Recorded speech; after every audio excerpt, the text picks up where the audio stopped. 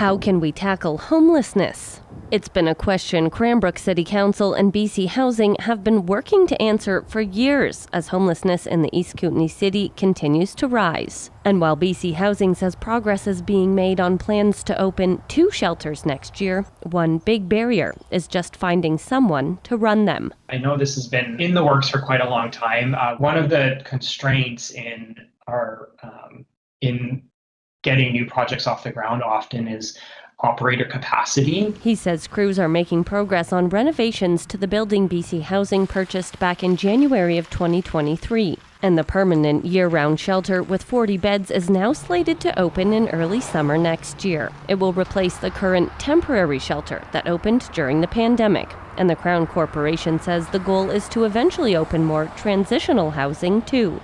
That's really what we've been looking to do in Cranbrook, is really provide more supportive housing to really introduce flow into the shelter. We don't want to have people languish in the shelters, and we want to see them move into more permanent housing that gives them dignity and respect, and they pay rent. According to BC Housing's 2023 homeless count, nearly a third of the homeless population in Cranbrook identify as seniors. And work is underway on a senior-specific facility, also set to open next year. In the meantime, an emergency cold weather shelter is set up at the Anglican Church in Cranbrook. The doors will only open during the evenings when temperatures hit -15.